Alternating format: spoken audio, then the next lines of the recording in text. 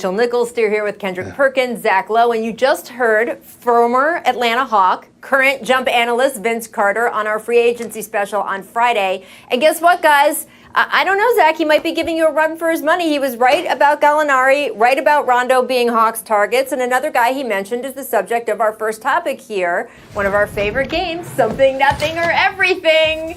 Yes, free agent Bogdan Bogdanović has signed a 4-year, $72 million offer sheet with the Hawks. The Kings have until tomorrow to match that offer. If he stays with the Hawks, Vince Carter would be 3 for 4 on his predictions and reporting, Zach. So is this offer sheet something, nothing, or everything? And do you need to add Vince Carter to the reporting team here at ESPN? Well, first of all, he was also right about Joe Harris. The Hawks would have loved to go after Joe Harris, but everybody knew he was going back to Brooklyn. The Bogdanović offer sheet is something. I actually really like his fit at Atlanta. I like it better than Danilo Gallinari, who's going to have to play a lot of small forward for them, and I don't necessarily love that. I like the idea of another really good ball handler on the wing who can get the ball out of Trae Young's hands a little bit and let Trae Young run around and set screens like Steph Curry does. Trae could be really impactful in that kind of role and give some other guys a chance to handle the ball. I think everyone's happier. The ecosystem works. So I really like this move by the Hawks, and now we just wait to see if the Kings match. And the Hawks made it nasty with like a trade kicker and stuff. I love when these offer sheets get nasty.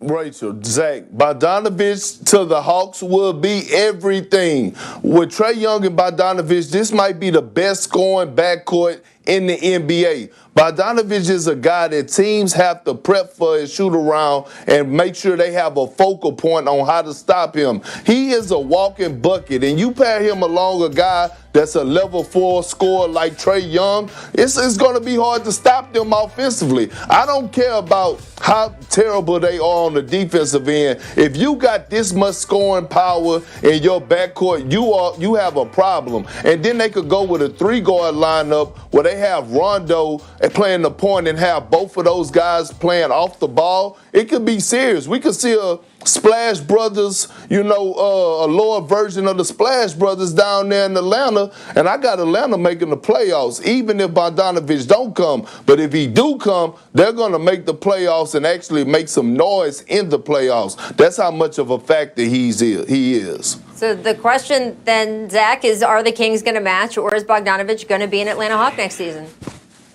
Nobody knows. Everyone's asking me that question today. I think given that the Kings already orchestrated a sign-and trade for him that didn't actually work out, I would bet slightly against them matching. It's a lot of money, and they have a lot committed to Buddy Hield and now De'Aaron Fox and Harrison Barnes and Marvin Bagley's come up. So I would bet slightly no, but no team likes to lose a really good player for nothing. So I think I'll say 60-40 no. I don't feel confident in it. What do you think the Kings should do, Perk?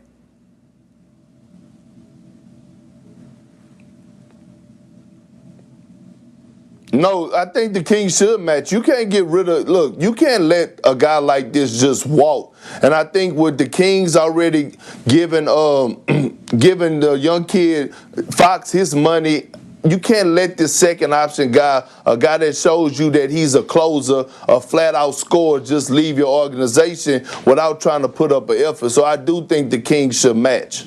Well, we'll see what they do. They also have, of course, as Zach noted, other financial commitments. And let's get to one of those. Rising star De'Aaron Fox received a 5-year, $163 million maxed extension this past weekend. Fox less than 1 month shy of his 23rd birthday.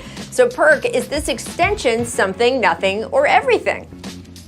Rachel, it is everything. It is everything. They drafted Fox, and every single year this young man has gotten better. He's one of the most underrated point guards in the league, and he keeps getting better every single year. I think this is a right move by the Kings. They're moving in the right directions. It showed that they're invested into the guy that they draft as a lottery pick, and the sky's the limit for Fox, and I love him because he's a Texas boy, so I'm always rooting for him, and I'm happy for him. But he's a great starting point for this Kings organization. It's everything, and it has to be everything because it's every damn dollar the Kings can offer him. It actually reminds me a little bit of the Nuggets deal with Jamal Murray, where it strikes you as a little early, it strikes some people as a little early, but this is a mid-market, small-market team that has to take care of its own guys, And I'm a De'Aaron Fox believer. I think he has talent. I think he can be a leader. That said, last year he got better at a lot of stuff, finishing in the paint, getting to the line, playmaking, but 29% from three. If that doesn't change, guys are going to go under picks against him. And I thought his defense kind of plateaued and maybe got a little worse. That said, if he can put together the improvements he had last year and improve those other parts of his game, then it all comes together and you have a potentially really, really special player. And I'm actually optimistic he can put it all together like that. Well, if you're talking about a situational contractual comp in Jamal Murray, certainly the Kings would be happy if it ended up as well for them as it ended up for the Nuggets in that situation. Right. Lastly, I want to get to Fred VanVleet, who agreed to a 4-year, $85 million deal to re-sign with the Raptors. The deal includes a player option in the final year. It is the largest contract in NBA history for an undrafted player. So first, just a little congrats from all of us to Fred VanVleet. His expression is bet on yourself, right? So is it something, nothing, or everything, Zach, that Fred bet on himself, got those kind of numbers, and is going to return to the Toronto Raptors? Obviously, it's everything. Isn't this what you want to see in sports? Undrafted, too little, not athletic enough, can't finish at the rim, blah, blah, blah, blah, blah. And he comes in and he's a flat-out stud. He's a winner. He's tough as hell. He's a character guy, and he's making $20 million a year. And just for kicks, give me the player option in year 4. So if I'm still rolling, I can get back into free agency again in my prime. I love it. I love it for the Raptors. I kind of wanted the Knicks to go after him because I think the Knicks need a point guard in the absolute worst way. But it's a great deal for Fred VanVleet. Great deal for the Raptors.